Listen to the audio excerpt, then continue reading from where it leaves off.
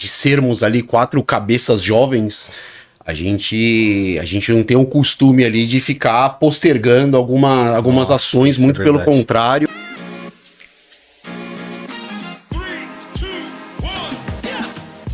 Sejam muito bem-vindos, eu sou o Daniel Luco, um dos sócios fundadores do Grupo Labracheira, e vocês estão no Labracheira Academy, o podcast para operações gastronômicas.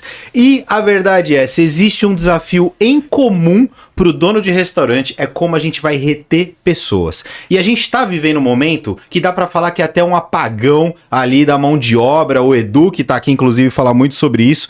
E a rotatividade é muito alta entre os líderes, que ainda acham que o salário é um fator decisivo. Mas a verdade é, será que o problema é esse? Será que o problema é o salário? Então, nesse episódio, a gente recebe 2 convidados que têm liderado as transformações reais dentro da Labracheira. É isso mesmo, a gente vai abrir a caixa preta aqui do que a gente faz no nosso dia a dia, enfrentando esse desafio de frente com dado, cultura, escuta e principalmente ação. De nada adianta a gente ter todas as informações, a gente saber como é que faz, se a gente não executar. Então é isso que a gente vai ouvir sobre isso hoje. De um lado, temos o Guilherme Paim, diretor de RH, com uma trajetória sólida em Customer Success, trazendo uma bagagem única sobre como criar relações duradouras e promover prosperidade conjunta entre empresas e colaboradores. Gui, famoso Gui. Gui, seja muito bem-vindo ao nosso programa aqui, vai ser um prazerzaço ter você com a gente. Eu que agradeço, Dani, é um prazer aqui estar podendo compartilhar um pouquinho aqui da nossa trajetória, um pouquinho aqui do nosso dia a dia e vamos trazer alguma coisa aqui para ser mais dinâmico, mais contraído, para poder trazer um pouco mais aí do dia a dia do RH para vocês. Cara, um pouquinho não, vocês não têm ideia do que eles vão falar aqui. Do outro lado, a gente tem Luiz Eduardo Garcia, Head de RH, com passagem por gigantes como Natura e Votorantim, trazendo a visão de um RH estratégico e conectado à realidade do negócio. Toda hora que o Edu vem falar comigo é sempre uma linha estratégica de dados. Então, Edu, seja muito bem-vindo ao nosso programa, é um prazerzaço ter você aqui também. Acho que o prazer é meu.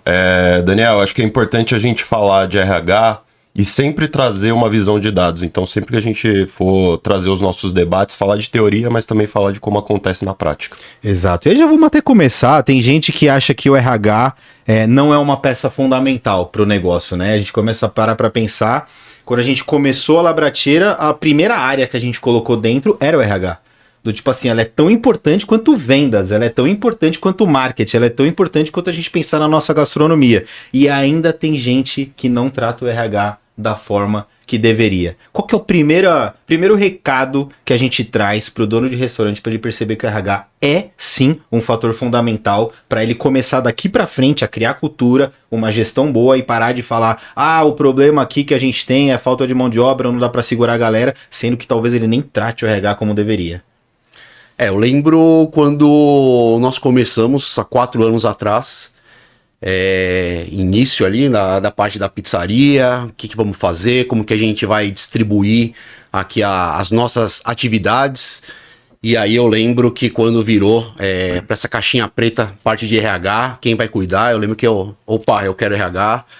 Tenho essa facilidade muito grande de envolvimento com parte de pessoas, gosto muito de pessoas, assim como o Daniel falou, venho da área de Customer Success, sucesso ali do cliente, tenho uma facilidade muito grande de conseguir me envolver com as pessoas, fazer uma troca genuína. E aí eu lembro que eu tava olhando ali parte de internet e eu vi uma entrevista ali do Abílio Diniz, onde ele falava que o que faz mover as companhias, as empresas são pessoas e processos. Então aquilo ficou muito marcante para mim e aí foi o momento que eu decidi ali pegar essa parte de pessoas e não somente tratar ali como uma parte de RH, e sim ter toda essa parte de gestão com os colaboradores e também começar a desenvolver toda uma parte de processos para a gente ter um RH que possa ser escalonável aqui dentro da pizzaria. Ô Gui, quando você fala do quero ser RH, assim, vendo hoje, já parece que tava tudo mapeado, né? Aí tá comentando de um jeito de que parece que você... eu vou começar algo que eu ainda não conheço e hoje, cara, estamos aqui no programa para a gente falar de uma empresa que passou de 5 colaboradores para mais ou menos entre diretos e indiretos quase 200. Então, assim, como é que você conseguiu pegar de uma forma tão rápida? Porque esse Quero RH, mais uma vez, olhando hoje, não dá essa sensação. Parece que já estava tudo meio que preparado, sabe? A parte de RH, de fato, não é ali somente a parte de dia a dia com os colaboradores, parte de feedback, alguma coisa ali que você trata mais ali no dia a dia com os seus colaboradores, mas também tem toda aquela questão mais burocrática, folha de pagamento, verificação de holerite, ver ponto do funcionário. Então, foi um mar ali muito aberto para poder explorar, para saber o que precisava fazer e não levar somente uma parte de dia a dia de RH. E acho que com isso, trazer pessoas que já são dessa parte de RH, e aí acho que é sempre importante a gente trazer pessoas melhores do que a gente, né, que entendam mais do que a gente para poder compartilhar desse momento. E aí foi até a escolha aqui de trazer o Edu para ser uma pessoa colaborativa e começar a participar disso. E hoje a gente é um RH que faz diversas coisas diferentes na empresa, né? A gente tem ali o tão queridinho jornalzinho, né? O jornalzinho onde a gente coloca ali diversas informações dentro do jornal, falando dos colaboradores, dando aquele momento para os colaboradores.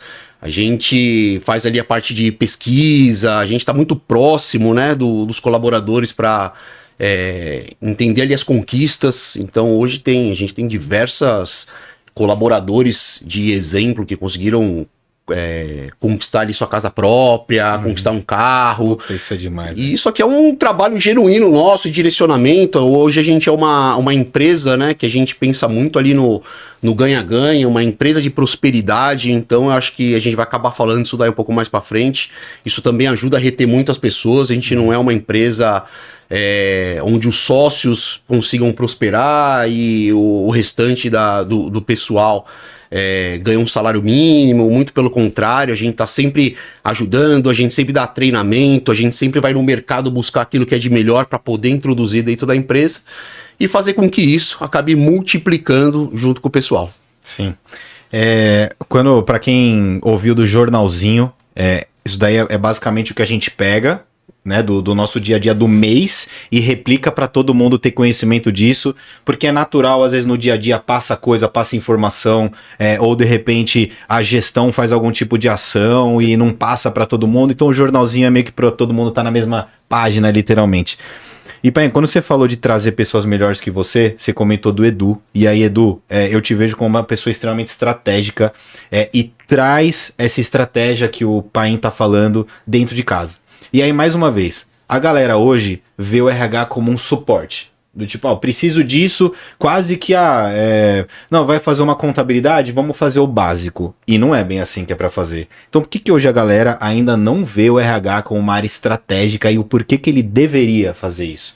Eu acho que as empresas veem muito o RH, não como RH, mas como departamento pessoal, que é um subprocesso do RH.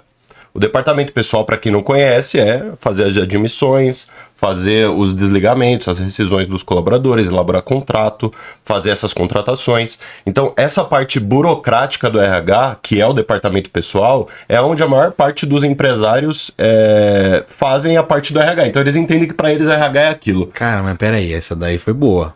Então, assim, a galera não vê como RH e é só DP. Para eles, o RH é departamento pessoal. É o básico. É o básico. É conversar com a contabilidade, enviar os documentos do colaborador para a contabilidade e RH é isso. Que loucura. E aí a gente vai ver, até isso. Mesmo quando a gente vai estudar em teoria, o RH ele é o cerne da estratégia da empresa.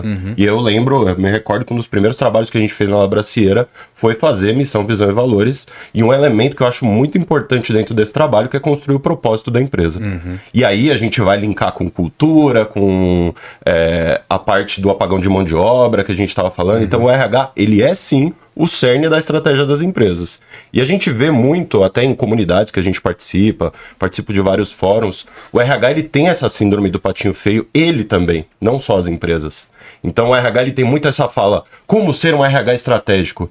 Gente, o marketing não fala assim, como ser um marketing estratégico. O marketing sabe que é estratégico. O financeiro sabe que é estratégico. Então por que o RH também não pode saber que é estratégico? Cara, e aí você comentou das primeiras etapas que a gente vai fazendo. E aí uma delas foi visão, missão e valores. Você acha que dá pra gente concluir que para uma pessoa, então, que só tá pensando em DP, né, ela não tá pensando em RH como a gente tá falando aqui, para ele começar a pensar em RH, antes ele precisa saber o que ele quer para conseguir passar pro time, porque uma coisa é ter vontade, né, a gente não pode esquecer da ação que a gente comentou, e outra coisa é saber o que ele quer. Então, a partir do momento que a gente sabe que a gente quer ser uma empresa ou um restaurante dessa forma, agora sim a gente pode começar a puxar um RH realmente estratégico. Faz sentido isso? Se a gente for colocar em etapas, por onde que o cara começa? Eu lembro quando eu estava na faculdade, a gente fez uma iniciação científica e a gente estudou qual que é a importância do plano de negócio para uma empresa. Boa. E aí, dentro desses estudos, eu acabei comprovando o contrário daquilo que eu imaginava. Porque na época a gente imaginava que não dá para você começar uma empresa sem plano de negócio.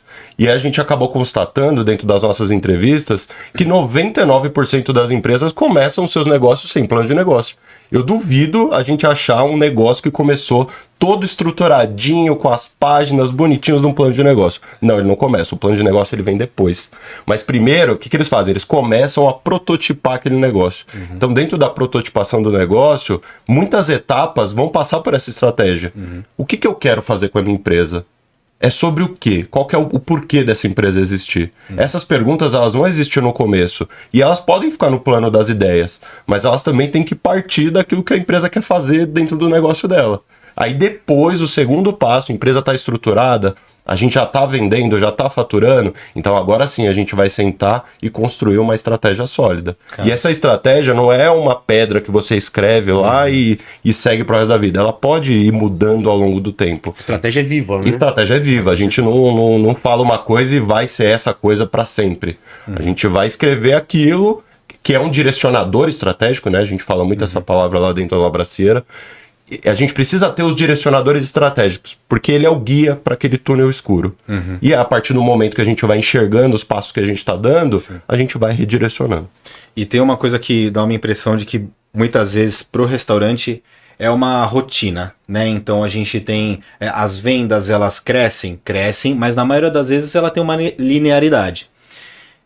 Então, como é que a gente vai mostrar para quem está querendo buscar ter um RH ou para quem está querendo colocar essa cultura de que apesar dessa rotina a gente consegue fazer muita coisa no dia a dia para com que isso não fique algo convencional, né? Então a gente tem restaurantes que tem 30 anos e já que tá tudo bem assim, para que eu vou mudar? Time que tá ganhando não se mexe.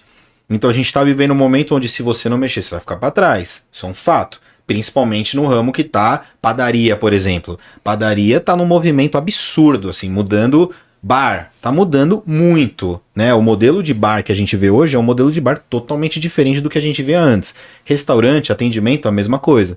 Então como é que a gente traduz essa vontade de querer mudar para um espaço onde a rotina ela existe, né? O nosso mercado ele tem essa rotina. Como é que a gente sai dessa zona de conforto e vão buscar as melhorias ali, sabe? Eu gosto de começar falando que para uma empresa começar a olhar com um olhar de RH para a empresa, ela precisa começar a enxergar os seus colaboradores não como custo, mas como ativos, como investimentos. A gente não tem pessoas como custo, a gente tem pessoas como investimento. É o maior investimento da empresa. Cara, e como é que a gente mostra pra galera que é investimento e não custo? Talvez através de indicador? Eu acho que... Mostrando que quanto mais contratar, mais você pode vender, mais você pode prosperar, mais as pessoas dentro de casa vão trazer melhores... enfim, vai conseguir colocar um benefício para toda a equipe, né? Porque tem aquela questão de, o pessoal só tá querendo que a gente pense em como vender mais e tal, sendo que quanto mais a gente vender, mais a gente lucra, mais prosperidade a gente tem, mais benefício a gente consegue colocar. A gente viveu isso daí dentro de casa, né? No início a gente não tinha benefício, a gente começou a colocar. Então como é que a gente mostra essa visão assim? Não é custo, é um investimento. O que eu acho que é um divisor de águas, acho que quando uma pessoa ela inicia ali a parte do restaurante, ela inicia ali um negócio próprio, eu acho que tem essa questão mais burocrática de DP, para se você não tem esse DP muito bem alinhado, dificilmente você vai conseguir cascatear as outras coisas, então você tem que ter uma folha certinho, você tem que ter ali um contato ali com uma contabilidade, não é somente você deixar ali na mão da contabilidade para as coisas acontecerem. Então a gente foi muito na contramão disso. Hoje o RH é 100% nosso, não tem nada na mão de contabilidade, a gente faz 100% de toda a gestão. A gente vem de empresas aí multinacionais que a gente já tem essa cultura diferenciada, né? De não ser ali somente mais um restaurante. Então, assim, como você falou, nós aplicamos muito essa parte de indicador, KPI, OKR, para saber ali o que vai nortear a gente para poder ter uma estratégia diferente. Assim como o Edu falou, nós não vamos olhar os colaboradores como ali somente pessoas que estão trabalhando ali para a empresa, e sim colaboradores que a Labratiera, a empresa, ela acaba investindo nesses colaboradores para poder ter o retorno. Então a gente faz parte de treinamento, a gente manda o pessoal, parte de quando a gente vai fazer ali treinamento de salão, parte de vinho, sempre estamos mandando ali os colaboradores fazerem alguns treinamentos externos, a gente dá treinamento, diversas outras frentes. O Edu, ele acabou aqui dando alguns treinamentos aí, acho que é super relevante para os gerentes das unidades, para a gente poder cascatear isso dentro da própria empresa. Então acho que são ações como essas que a gente vai engajando, vai fazendo com que o nosso turnover, que o turnover aqui, gente, é quando acaba saindo ali os funcionários, quanto tem de rotatividade na sua empresa. A gente tenta ter o menor turnover possível, a gente tenta ter um CMO que esteja aí controlado. Depois a gente acaba se aprofundando um pouco mais sobre esses termos aqui para vocês. Mas eu acredito que é isso que vai fomentando que as pessoas fiquem aqui. Seja ali dar um plano de saúde que a gente não tinha, seja ali tendo um cuidado ali da vida do colaborador para poder fazer um esporte, enfim. Sendo ali um jornalzinho, uma festa julina, uma confraternização de final de ano, os presentes, os brindes que a gente dá. A gente tem aqui na festa julina aqui o bingo aqui, que é super conhecido, que todo mundo engaja, todo mundo quer participar. A gente faz umas prendas bem legais. E acho que são essas atividades que elas vão se juntando entre elas que faz com que a empresa seja uma empresa ali que todo mundo vista a camisa e dê o seu melhor. Cara, e eu falei pra vocês que aqui ia ter uns conteúdos profundos, então vamos lá. O pai, eles vão falando, e é tão natural na cabeça deles, que ele falou sobre KPI, né, que são os indicadores. Então é importantíssimo você ter indicadores, e aí seja o indicador que você achar que faz sentido. Dá para começar com produtividade, por exemplo. Vou dar um exemplo aqui aleatório. Quantos hambúrgueres dá para fazer por cada chapeiro? Né? Ou quantos pães dá para fazer por hora, e por aí vai. E aí o outro são os OKRs. Os OKRs são os objetivos-chave que a empresa tem para a liderança. Então são vários indicadores ali que você pode trazer metodologia de gestão para conseguir, em tão pouco tempo, né, em 4 anos, a gente conseguiu colocar o RH dentro de casa. Então acho que esse é um movimento que depois vale a pena a gente pensar se a gente mostra qual que é o melhor momento de fazer isso, para também entender o quanto que vale a pena ou não. Mas, cara, voltando rapidamente, uma frase que você falou que eu acho que foi muito boa, e aí linka exatamente com o que o Edu falou, com o que você complementou. As pessoas, elas são investimento e não custo. E aí você vira e fala, a gente investe para ter o retorno. Então, cara, a gente está falando de uma outra metodologia que é o ROI, o retorno sobre o investimento, basicamente. Então, a gente entender que quanto mais colaboradores a gente tiver, colaboradores bons, eles vão trazer um retorno, isso daí vai prosperar. Eu acho que é uma visão fantástica para a gente não pagar aquela folha e falar, nossa, hoje é dia de folha.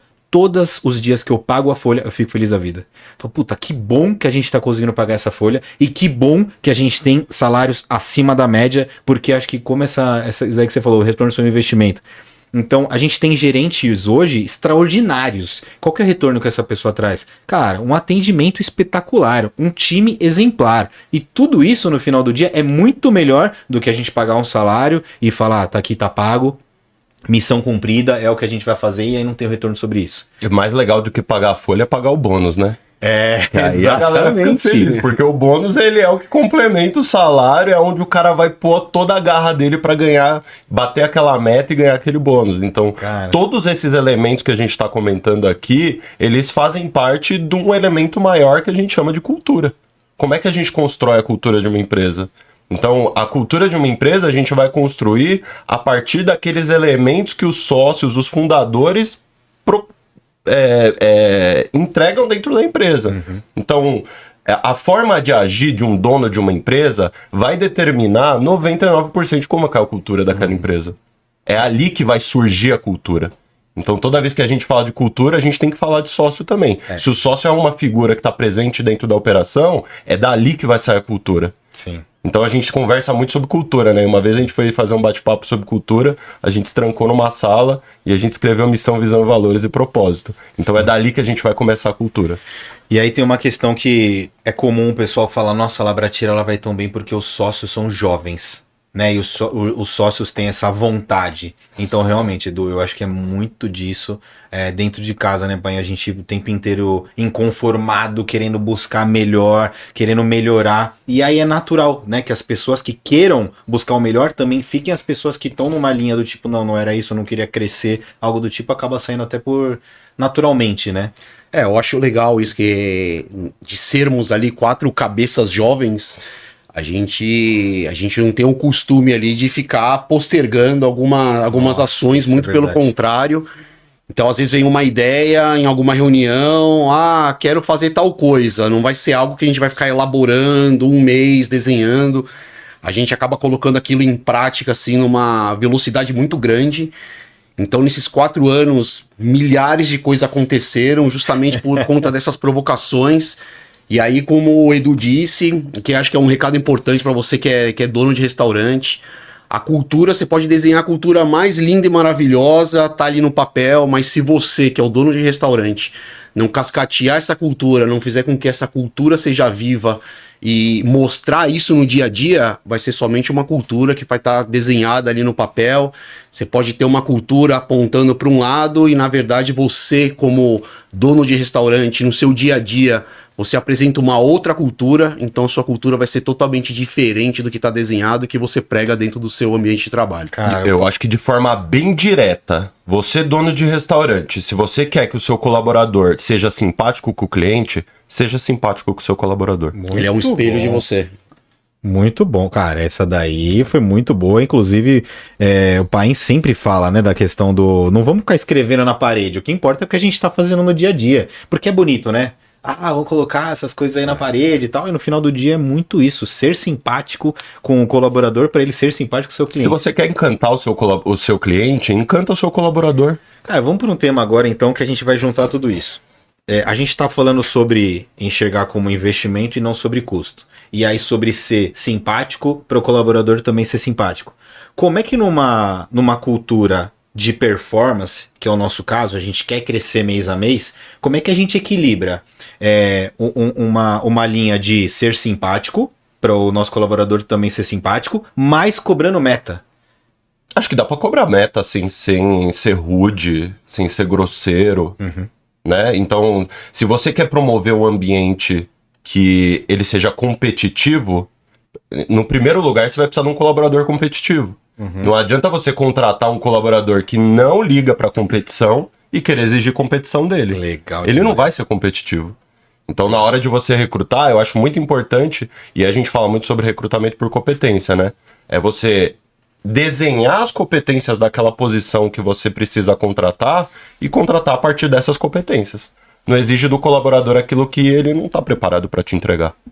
Aí a gente volta na questão do a gente saber o que quer, né?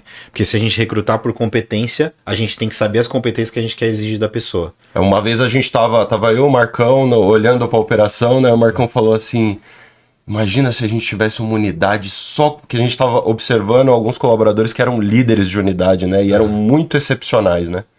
Cara, a gente precisava de uma unidade só com gente excepcional. Eu falei, é bem simples. Pega desses colaboradores que você está observando, quais são os comportamentos que eles compartilham entre eles. A gente separa esses comportamentos, o resto a gente treina. Abrir massa, a gente treina. Mas chegar no horário, a gente vai precisar esperar isso do colaborador. Então existem competências que a gente precisa avaliar e existem competências que a gente tem capacidade de treinar. Tem a teoria do chá também, né, para isso? Do competência, habilidade e atitude. Já viram essa? Não conheço. O chá é literalmente, né, o C de competência, o H de habilidade e o A de atitude. Se a gente encontrar uma pessoa que tenha o chá completo, a gente encontrou o ideal. Só que para saber se o chá funciona, a gente tem que saber as competências, as habilidades e as atitudes que a gente quer ter. Por isso é tão importante desenhar as vagas, né? Então, por exemplo, sei lá, hoje a gente tem lá o cargo de pizzaiolo, o cargo mais difícil de fechar na Labracieira.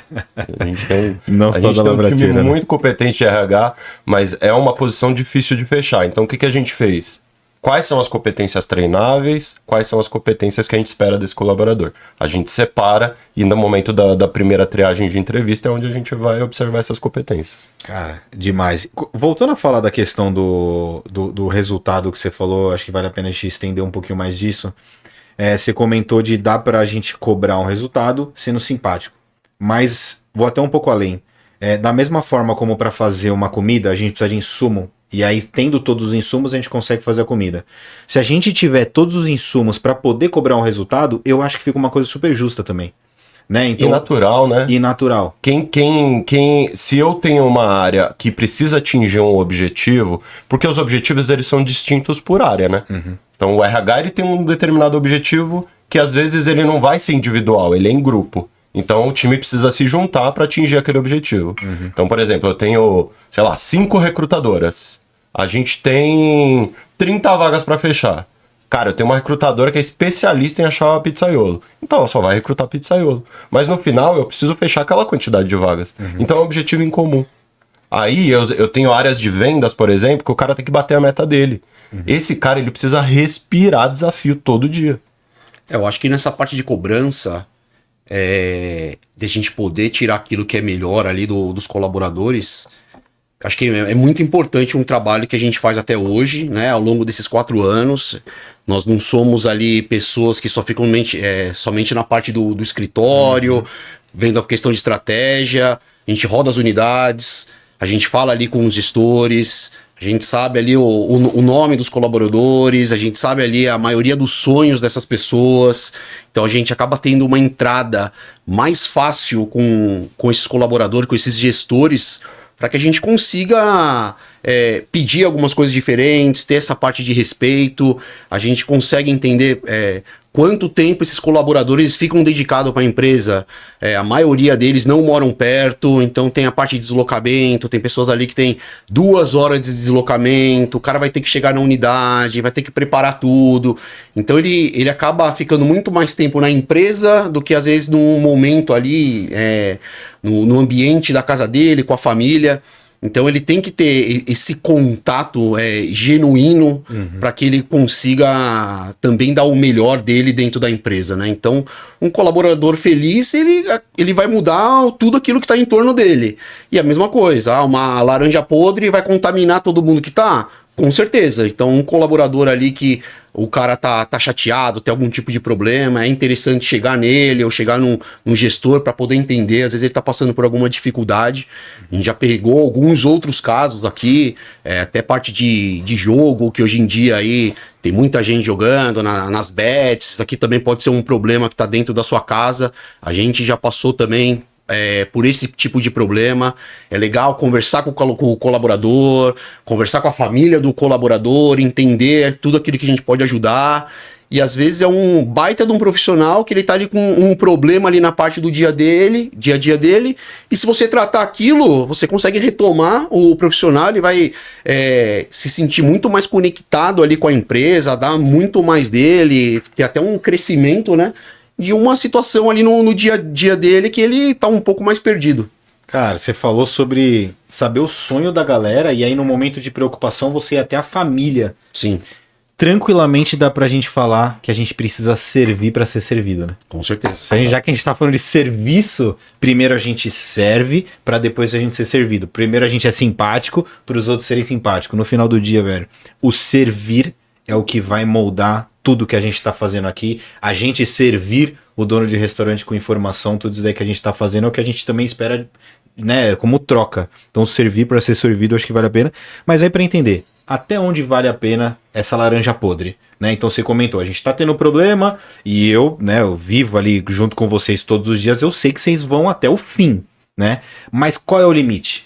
né, de ajudar uma pessoa que tá sendo laranja podre, e aí vocês acreditam nessa pessoa, vamos tentar trabalhar, vamos conversar dessa e dessa forma. Chega um momento que não vale mais a pena e tá tudo bem aqui, ó, melhor pros dois lados. A gente Então, dá muito treinamento para liderança lá na Labracieira, e uma das coisas que eu falo para os líderes é: vai no banheiro, olha no espelho e se faz a seguinte pergunta: eu fiz absolutamente tudo que eu podia fazer para salvar esse colaborador?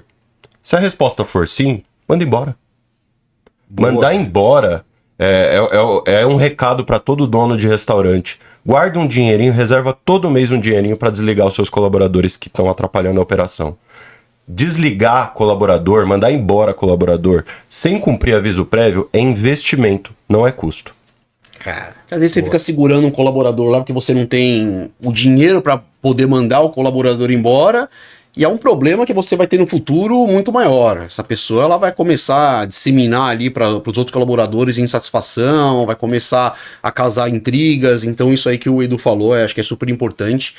A gente não pode ter medo de desligar um colaborador, tem que tratar dessa forma, deu feedback, às vezes o gestor não conseguiu, o Edu vai lá conversar com a pessoa, não conseguiu, eu vou lá conversar com a pessoa. Então a gente tenta algumas vezes, a pessoa ela precisa querer mudar, ela precisa querer sair daquele momento que ela está passando, e aí não dá para segurar muito, né? Se a gente já tentou diversas frentes, aí sim a gente tem que tratar aí com desligamento. E como é que a gente encoraja quem tá ouvindo a gente? Porque você comentou do medo, e eu confesso que eu já tive esse medo, do tipo falar, essa pessoa é tão importante que eu não posso demitir.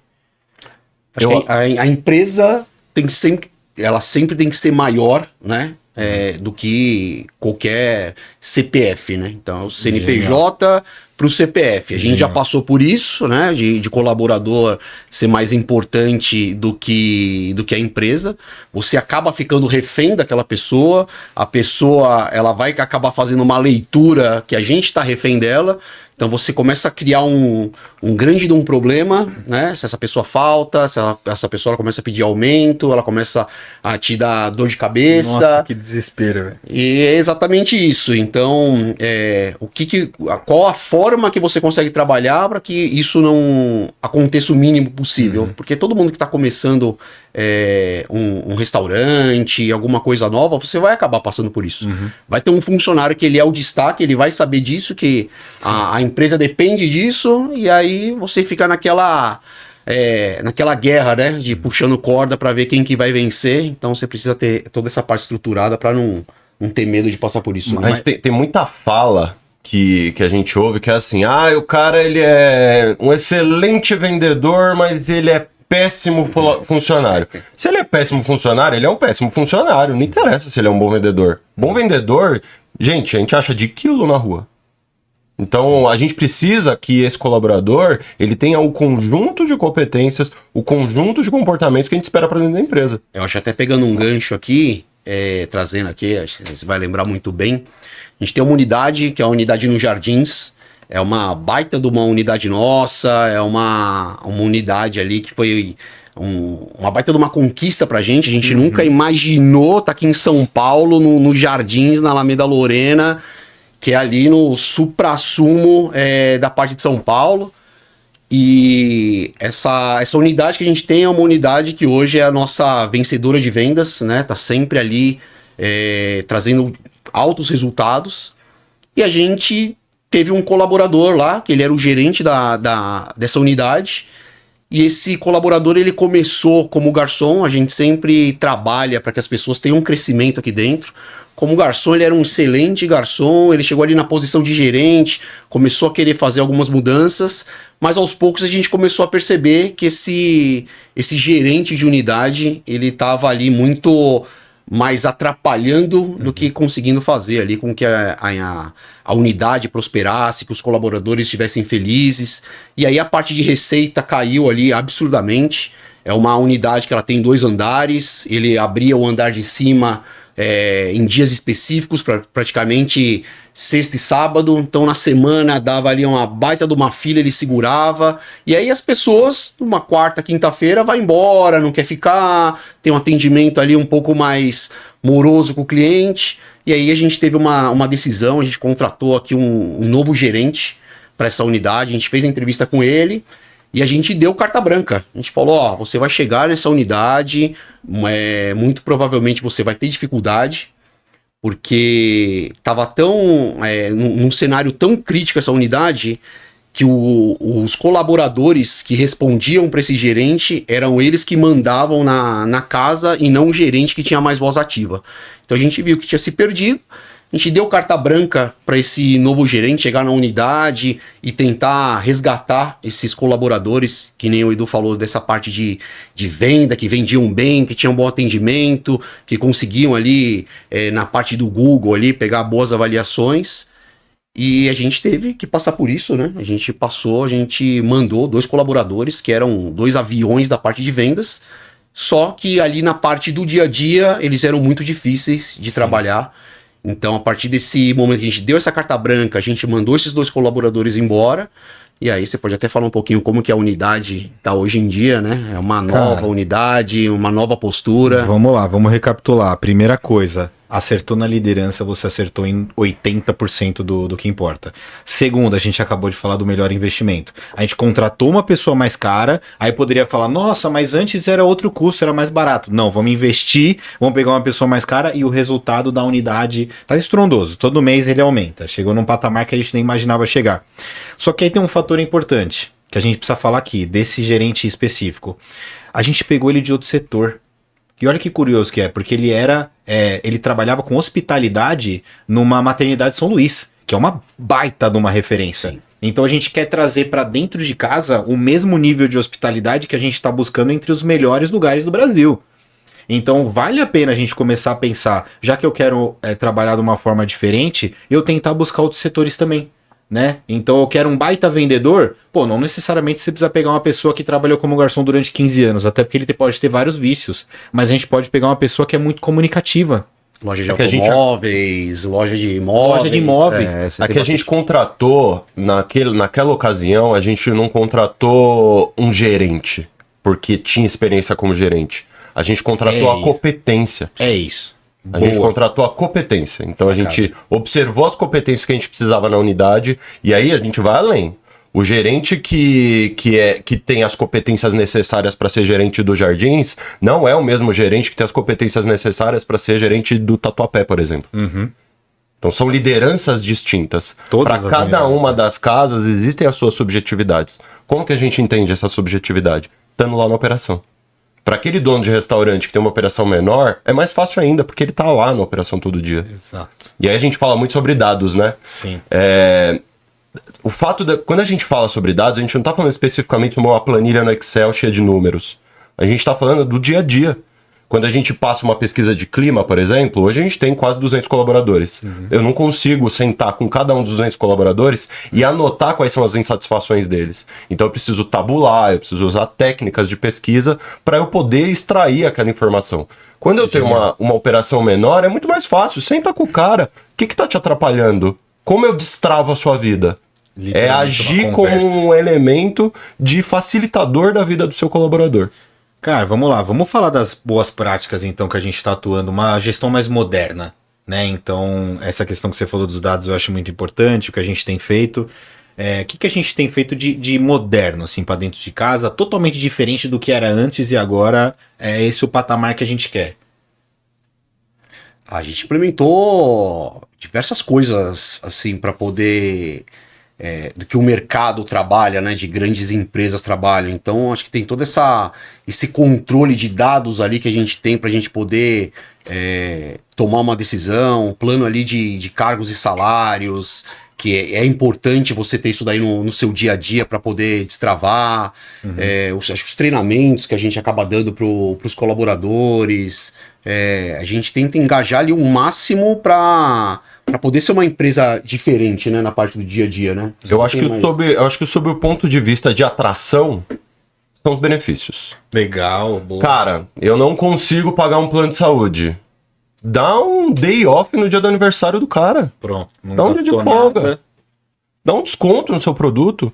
Tá. Você sabe se o seu colaborador tem condições de comer o seu produto? Olha que legal. Então, a gente já teve caso de furto dentro de unidade. Uhum. Se a gente tivesse incentivado ele de uma outra forma, poderia ser totalmente Por que não experimenta, tô aqui, ó, come.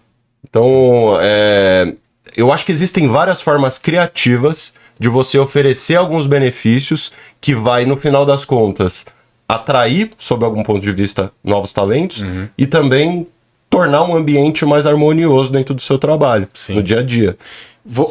Tirando até tecnologia de lado, dependendo de como for, vale até a pena a gente falar disso ou não. Mas eu vejo ações que a gente faz, como a festa julina, né, no caso que a gente tá gravando aqui é em julho, então tá próximo, e uma confraternização como algo muito legal, né, que a galera espera durante o ano todo. E aí é o que? É a entrega que a gente faz, é o quanto a gente se dedica, porque eu vejo isso de uma forma super moderna. Né? A gente comemorou 4 anos de Labrateira. Cara, a gente colocou um DJ do Tomorrowland. Os pizzaiolos estavam com a gente lá de óculos escuros curtindo com o DJ. Isso é uma forma muito moderna que não envolve tecnologia, mas envolve os processos que a gente tá. Claro, né, Edu? Você comentou da cultura. Isso vem muito de nós, né? Da gente conversar internamente, a gente tentar buscar isso. Mas de que forma a gente pode trazer, assim, pra entender que o passado, ele não vence mais o jogo? Sabe, agora o negócio tá diferente, pelo amor de Deus, entende isso. A gente pode ver isso de uma forma a dizer que isso é uma coisa moderna, mas eu vou dar um exemplo, né? Você comentou lá no começo, passou um pouquinho do meu currículo, passei por grandes empresas. Então, a Natura, trabalhei 4 anos na Natura. O dono da Natura, um dos fundadores, o Luiz Seabra, ele tem uma cultura onde todas as formaturas, tem até a creche lá dentro da Natura, né? Para os colaboradores. Toda formatura de crianças da creche, o Luiz Seabra tá lá. Caramba. Ele vai em todas. Ele tem mais de 80 anos, se eu não estiver enganado aí, se eu não estiver falando uma besteira. Mas ele tá em todas. Isso é cultura. Sim. A gente tava falando da festa julina. Toda festa julina, o Paim faz Bingo. o bingo. E se veste a caráter. Se veste a caráter. Todo ano ele fala, hoje eu vou inovar na minha fantasia, vai ser incrível. A gente tava falando sobre isso ontem, inclusive. Muito bom. E quem ganhar de mim desse ano aqui, eu pago duzentão. Que demais. Então, isso é cultura. Sim. Isso é a gente ter uma atitude do fundador, do sócio, que tá lá toda vez, todo mundo quer ver o Paim fazendo bingo. Eu tô muito curioso. Eu sou o tipo de pessoa que eu quero muito ver lá. Que é animado e o Paim ali com o microfone na mão, ninguém segura. Eu acho que até pegando um gancho, acho que esse básico bem feito, hoje a gente tem uma unidade que fica em Campinas, a gente alugou uma van para ir buscar o pessoal de Campinas para poder participar da festa julina. Então, por mais que a gente tenha algumas unidades distribuídas em São Paulo, todas essas unidades, elas se conversam, né? Tem amizade entre todas essas unidades, gerentes, colaboradores, a gente não trata ali de uma forma segmentada, muito pelo contrário, a gente trata de uma forma inclusiva. Então a gente contratou uma van de 20 lugares que vai para Campinas, vai buscar esses colaboradores na próxima semana, que a gente vai ter a nossa festa julina, vai trazer para cá, todo mundo vai curtir, depois vai devolver o pessoal lá para Campinas, para todo mundo poder fazer o trabalho. Então acho que são essas ações de poder participar ali da parte do dia a dia, das festas, estar presente ali com o pessoal, acho que é isso daí que acaba mudando toda essa parte de cultura.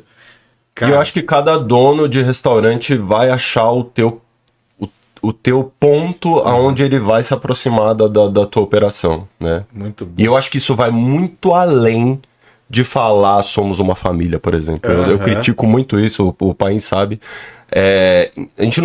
Acho que a gente não pode cometer o pecado de falar, somos uma família. Tem muita gente que tem família e que odeia a família. E aí? Então a gente tem que entender qual que é o papel da empresa, atuar como o papel que a empresa tem e não ficar... Se precisar mandar embora, porque família não manda embora, gente. E empresa manda embora. Porque na hora que precisa mandar embora, a gente vai mandar embora. A gente sempre vai lá fazer aquele nosso ritual. A gente vai entrar no banheiro, vai se olhar no espelho e vai fazer a pergunta. Eu fiz absolutamente tudo que eu podia fazer para salvar esse colaborador? Se a resposta for sim, faz um investimento na sua empresa, manda embora. Fica uma reflexão ótima, inclusive, para quem contrata a família, que é muito normal no nosso setor. Vou trazer pai, mãe, tio, irmão, filho e tal. Cara, cuidado. Isso daí que você falou, Edu, se você fizer uma reflexão boa, eu acho que é muito disso. Família a gente não demite. E no restaurante, quando a gente contrata a família, a gente também não demite. Eu acho que isso daí é um ponto importante. O que eu mais falo para o pessoal da operação é cuidado com conflito de interesse. Entre qualquer relação, se existe um conflito de interesse, a gente tem um problema. Eu vou dar um exemplo. Uma liderança que tem um relacionamento com um liderado. A gente não proíbe relacionamento dentro de uma empresa. Gente, o pessoal passa a maior parte da vida dela dentro da empresa. É muito comum que exista um relacionamento dentro da empresa. O que a gente precisa tomar cuidado? Que esse relacionamento não aconteça e não gere um conflito de interesse. Sim. Né? Então, quando a gente fala de família, a gente também está falando de relação. Então, pra gente se não existe um conflito de interesse, não tem problema nenhum contratar um familiar. Contanto que um familiar trabalha em uma unidade, outro trabalha em outra, e não exista um conflito de interesse. É literalmente o saber o que quer. Né? Exatamente. Antes da gente falar um pouquinho de futuro, eu queria muito ouvir também o que vocês acreditam que vai ser o futuro, né, das pessoas aí que estão vindo, seja RH ou as contratações que a gente vai fazer. A gente falou de muita coisa, e se a gente fizer um resumão geral, a gente está falando de como a gente vai reter as pessoas. Né? Todas as ações que a gente está falando é para ser um restaurante próspero e para a gente conseguir atrair talentos. Como é que a gente resume aí tudo que a gente comentou sobre para ter uma retenção sólida? Então a gente falou muito sobre diversas coisas, desde benefício, cultura, você ouvir, você ver como investimento, você servir para ser servido. Como é que a gente dá um resumão aí, pensando na retenção, antes da gente falar um pouquinho de futuro? Se for resumir em uma frase, eu resumiria assim: benefício atrai, cultura retém. Boa. Se você quiser reter os seus colaboradores, promova eles um ambiente agradável, onde eles se sintam bem trabalhando. Não importa quem sejam, né? Ou seja, seja atrativo, é igual faça um marketing bem feito para as pessoas virem até o restaurante e dentro de lá você tem a melhor qualidade possível. Você tem que ter, porque não adianta você fazer o benefício, ter um benefício maravilhoso, quando você entra lá dentro da empresa, a cultura é péssima, o ambiente é tóxico, ninguém vai querer ficar lá. Não tem respeito. Não tem respeito. Acho que o que hoje é legal, que a gente vai começar a implementar agora até no início aqui do próximo mês, é uma novidade aqui dentro de casa, a gente vai começar a fazer o onboarding. O Edu vai começar a conduzir aqui a parte do onboarding. Então hoje a gente tem uma cozinha central, né, que é ali a nossa matriz. A gente vai passar a receber esses colaboradores.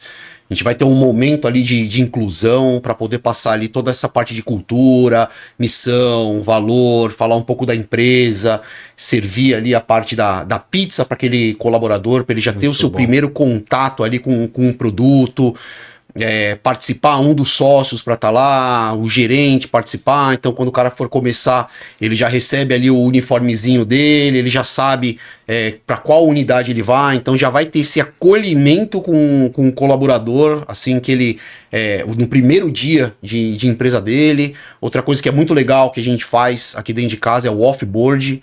O que é o off-board? Mandou, o profissional saiu ou foi mandado embora, chama esse profissional, conversa com ele para entender por que ele tá pedindo as contas, qual que foi o problema.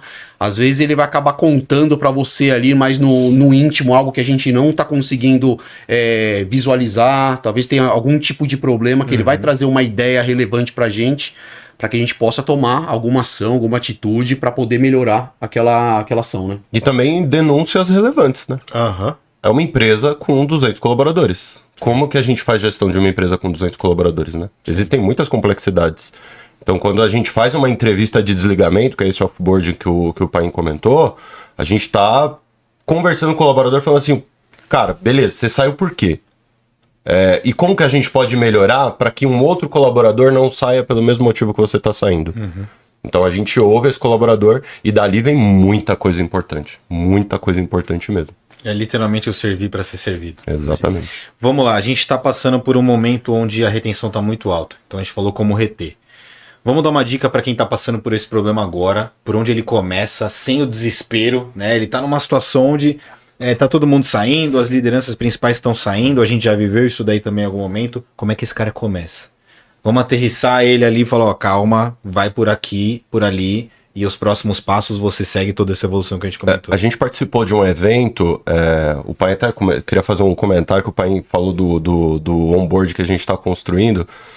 Não sou eu que estou construindo sozinho, existe um time maravilhoso que trabalha comigo. Queria dar um coraçãozinho para as meninas que trabalham comigo. A Simone está conduzindo um processo assim fenomenal quando a gente fala de RH, uma pessoa que tem uma experiência maravilhosa. Um baita alto astral. Um baita alto astral, maravilhosa. É uma pessoa, assim, ímpar, né? E aí, né, dentro desse nosso contato, a gente teve a oportunidade de participar de um evento só para RHs lá na Ciesp, em Guarulhos.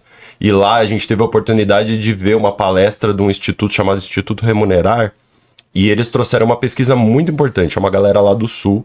E eles fizeram uma pesquisa para falar sobre o apagão de mão de obra, que acho que é uma discussão bem importante aí, acho que afeta diretamente a nós, né? E dentro dessa pesquisa, eles elencaram vários fatores que são os fatores que fazem as pessoas saírem das empresas. E pasmem, salário não é o maior. Salário não é o maior. Tem muita gente também que fala, a gente ouve aí direto, e aqui a gente não tá fazendo juízo de valor com relação ao governo nem nada, mas muita gente fala assim, benefício do governo faz a galera não querer trabalhar. Existe sim esse elemento lá, mas ele é talvez o menor, se não for o segundo menor. Mas o que mais faz a galera sair das empresas é o ambiente. Em segundo lugar, a liderança. Incrível, velho. Que é o ambiente também. Quem faz o ambiente é a liderança. Então, para aquelas empresas que possuem uma liderança, treinem bem as suas lideranças. Para aquelas empresas que não possuem a liderança e você, fundador, é o líder, seja um bom líder. Olha no espelho, sempre que você estiver indo ao banheiro, olha no espelho e se faz a pergunta, eu tô tratando as pessoas que trabalham comigo como eu gostaria de ser tratado? Porra, muito bom. Porque a grana, ela vai cair para você ali no determinado dia de pagamento. Só que o seu líder e a empresa, você tem mais os seus outros 30 dias para estar lidando ali na parte do dia a dia. Então, não é somente a parte do dinheiro que de fato vai segurar o colaborador. Se você não tem um líder do qual você se espelhe, dificilmente você vai conseguir ter um ambiente bom para que os outros colaboradores se interessem ali a trabalhar também. E então dá pra gente chegar à conclusão de que se o dono de restaurante amanhã quiser aplicar o que a gente tá falando aqui, a primeira etapa que ele pode fazer para reter mais as pessoas é fazer uma pergunta para todos os colaboradores, né? Como eu melhoro o ambiente que vocês estão trabalhando? Deixa eu ouvir de vocês. Tá bom. Chega aqui, senta aqui comigo, me fala. Como que é o seu dia a dia? Você tá feliz trabalhando aqui? O que você gostaria de ter como... Putz, eu não tô feliz trabalhando aqui. O que eu posso fazer pro seu dia a dia ser mais feliz? O banheiro não tem água quente, aí começa a vir coisas que a gente não imagina. O cara tá com o uniforme rasgado, aquilo pra ele... Putz, ele olha ali como ele tá trabalhando, um rasgo aqui, aquilo vai ferindo ele todo dia que ele olha. Às vezes são coisas ali super básicas. Putz, faltou um papel, tá com um problema ali no vaso sanitário que o colaborador utiliza. E aquilo vai fomentando, vai irritando o profissional, né? É muito isso. E você vai ouvir muito, chefe, eu não gosto de como você fala comigo. Sim. Putz, sério? O que exatamente eu falo que te incomoda? Conversa com o cara. É uma relação, gente. Quando a gente casa com uma pessoa, escolhe uma pessoa pra passar o resto da vida, a gente não tem os nossos combinados dentro de um relacionamento. São outros tipos de relações, mas são relações também. Como que a gente entende e se aprofunda dentro das relações humanas para que a gente construa um ambiente harmonioso? Acho que esse, no final, é isso. É necessária a conversa, é necessária a transparência, é necessário conversar de coisas que não são fáceis de ser conversadas, de coisas que você vai ouvir que também não são fáceis de serem ouvidas. A gente passa por isso todo dia, mas faz parte da parte do RH, ali, da parte do dia a dia, de saber como que a gente vai mudar o cenário. A gente tem um apagão, é mais difícil essa parte de pizzaiolo. Será que a gente consegue treinar? Ter uma escolinha dentro de casa, que a gente pega uma pessoa que não saiba absolutamente nada e por ser treinável a gente consiga desenvolver essa pessoa para que ela chegue a ser um pizzaiolo? Pô, vamos tentar, vamos pensar fora da caixa, vamos sair ali do que todo mundo faz na parte do dia a dia. A gente faz muito isso, a gente tenta fugir ao máximo do que o dono de restaurante ele faz ali, o básico, né? O café com leite no dia a dia. A gente quer as torradas, a gente quer o brioche, a gente quer o suco de laranja, a gente quer pensar diferente para trazer inovação para dentro da empresa. Sobre a ótica do escritório é assim, ó.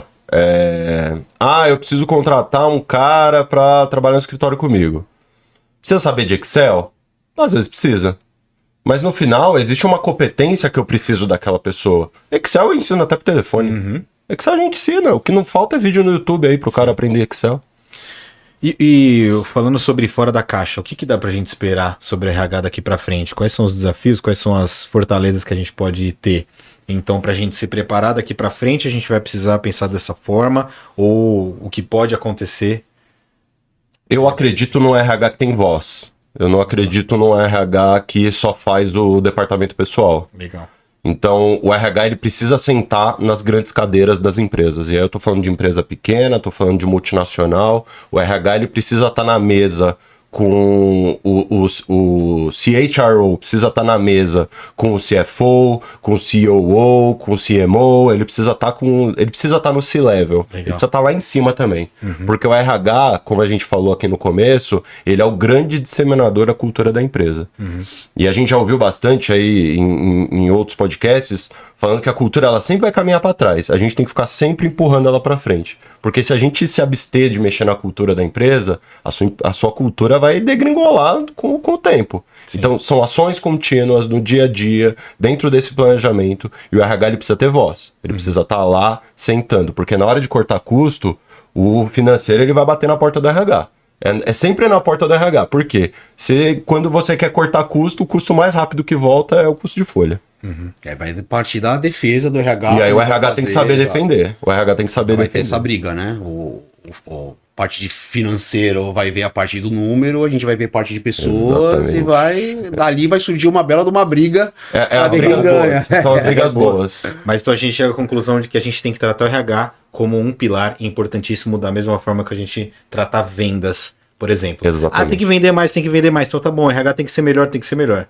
E aí a gente vê estruturas mais antigas, quando a gente fala de grandes empresas, a gente vê estruturas mais modernas surgindo, mas eu estava até lendo um artigo ontem que fala o quanto muitas das grandes empresas aqui no Brasil ainda utilizam estruturas de RH de 1995. De 1995, muitas empresas. E para que essas empresas se digitalizem, existe um processo gigantesco. A gente vai passar sobre cultura ágil, a gente vai falar sobre teorias extremamente complexas. Sim. Mas que no dia a dia a gente vai resolver sempre falando do simples, sempre falando da cultura. E é o que a gente sempre fala, né, Paim? É fazer o básico bem feito. Legal. Se você tá fazendo o básico bem feito, não inventa muita moda, não. Faz o básico bem feito que você vai conseguir. Depois do básico bem feito, vai tentando extrair devagarzinho. Dá para inovar fazendo o básico. Sim. Cara, foi extremamente produtivo. Se o dono de restaurante seguir muitas das coisas que a gente falou, com certeza ele vai ser próspero. Acho que até uma recomendação, né, de tanta informação que teve, pega uma ou duas, né, pega uma ou duas que sejam relevantes e tenta tratar ela como prioridade. Porque a verdade é que se a gente, né, se alguém não tiver nada e quiser implementar tudo, também não vai dar certo. Né, começa talvez priorizando o RH, servir para ser servido, para depois encaixar. Mas antes de finalizar, quero até fazer uma perguntinha surpresa aqui, voltado para o restaurante. Queria que vocês pudessem falar um restaurante que para vocês marca muito, um restaurante que vocês gostam de ir. Pode ser no delivery, pode ser no salão, pode ser os dois. Mas que tipo de restaurante ali vocês recomendariam? É alguma coisa que marca na memória de vocês? No final do dia a gente tá falando sobre isso. A gente tá falando sobre memória, sobre momentos. Então, queria saber aí de vocês qual o tipo de restaurante ou delivery vocês gostam de pedir. Eu não vou ser puxar saco não, mas eu não posso deixar de falar. Pra mim é Labracieira. Tem que ser outra. Em Labracieira, é a melhor pizza. Onde você foi jantar ontem, Edu? Na Labracieira. Olha que legal. Eu não vivo sem Labracieira, cara. Pra mim, acho que é o melhor restaurante que eu já fui. Que legal. Pô, que bom. Cara, pra mim, acho que um momento que me marcou muito é uma comida japonesa, que eu comi uma vez, até te levei uma vez pra poder experimentar. Sim. A gente foi pra o pessoal saber um pouquinho mais, a gente foi comer uma vez japonês, aí o Daniel começou a comer, nossa, aqui é uma delícia, tá? Eu falei, que delícia, que não sei o quê. Ele, mas como assim? Falei, calma, vou te levar num lugar especial aqui pra você poder entender. É um izakaya, né? É um restaurante japonês, ele serve ali um omakase. O omakase é aquilo, tudo que ele tem de mais fresco, ele vai te proporcionar. Então você não escolhe absolutamente nada do que você vai comer. Ele só pergunta pra você se você tem algum tipo de restrição alimentar. Se você não tiver, você vai comer ali algumas iguarias do Japão. Então você vai comer água-viva, você vai comer enguia, você vai comer mini polvo. Tem diversas coisas ali que ele acaba servindo. E o izakaya é o boteco, né, em japonês? Boteco japonês mesmo. E ele serve nessa parte de comida mais de boteco, que é porco, tem a parte de lamen e tudo mais. Só que quando eu vou lá, eu vou mais para comer essa parte do macacê, que é mais a parte dos peixes mais nobres, né? Torô, bluefin, buri, enfim, vários tipos de peixe. E o que me chamou muita atenção, além da qualidade do produto ali, ele abria ali os peixes ali numa maletinha, diversos peixes diferentes. Um abraço, Ronaldo, pra você aí, é o dono lá do restaurante, é o chefe. Qual é o nome do restaurante, pelo amor de Deus, que o pessoal já Imai Izakaya, fica ali na Saúde, vale a pena demais. Aí ele Legal. abriu aquela maletinha, falei, perguntando ali de curioso, quanto você tem mais ou menos aí de peixe? Ele falou, tem um carro aqui, tem uns 70, 80 pau aqui de peixe pra poder servir. E ali você come no balcão, você vai conversando com ele vai explicando pra você da onde que veio aquele peixe, ele vai servindo, vai conversando. Quando você vê, você tá tomando ali uma cervejinha, ele toma junto com você, vai conversando, vira um momento ali super descontraído, você passa ali 1 hora, 2 horas conversando. Ronaldo é uma pessoa ali que ela consegue te cativar muito, então eu acho que isso daí é o auge, você conseguir ter um belo de um atendimento, que é o que a gente busca muito hoje, ter um atendimento que seja compatível com aquilo que a gente queira, abraçar o cliente, entender, tem algum problema na mesa, o gerente vai lá, consegue se colocar bem com o cliente, conversar, aí você tem um produto bom também para poder oferecer. As pessoas, elas saem de casa para buscar o restaurante para poder ter um momento ali divertido. Ninguém vai sair nervoso para ir num restaurante, para querer brigar com o garçom, para brigar com alguém, muito pelo contrário. É um momento ali que você tá se presenteando, né? Um momento às vezes de aniversário, um momento que você tá com a sua esposa, sua namorada, amigo. Então, é um momento onde você tá desarmado, e se você tiver ali um bom momento atrativo, um atendimento, uma comida boa, com certeza você vai ter uma recorrência desse cliente, ele vai voltar, ele vai falar bem do seu restaurante para outras pessoas.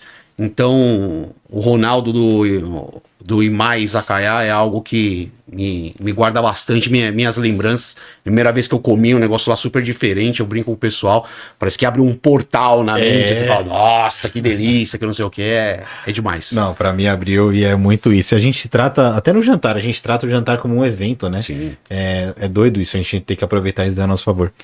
Vou deixar esse espaço aqui aberto pra vocês mandarem recado, pra vocês falarem alguma coisa pro time.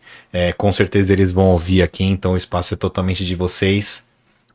Primeiro eu queria falar pra quem estiver assistindo a gente, se quiser falar mais sobre RH, comenta bastante, que a gente volta aqui. A gente Manda perguntinha que você tiver, a gente destrincha mais no detalhe. Isso, como o pessoal, eu comento com as meninas que trabalham comigo, eu sou meio palestrinho, eu gosto de falar. Se me der o microfone eu vou falar, então vocês precisam comentar bastante pra gente voltar aqui. Tem muito tema legal de RH pra falar. Acho que dá pra gente ficar 2 horas falando aqui só sobre apagão de mão de obra, por exemplo, que é um tema bem quente aí no nosso meio.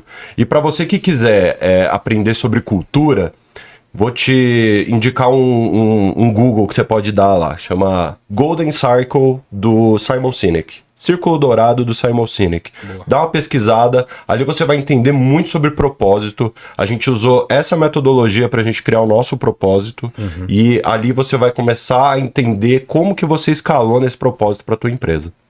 Eu vou deixar uma frase aqui, que é uma frase que é meu mantra, que eu acho que isso faz com que eu saia de casa, levante, pensando nisso, o que eu vou fazer para dar o meu melhor, que é o maior exemplo que a gente pode dar é o exemplo da própria vida, né?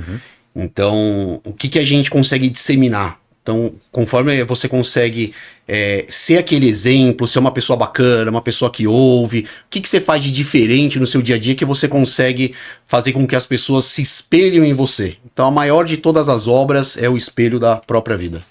Cara, sem dúvida que vocês inspiraram muita gente aqui. Quero agradecer demais. Foi um dos melhores programas aqui que a gente já fez. Foi muito profundo, foi muito legal, com muita dica.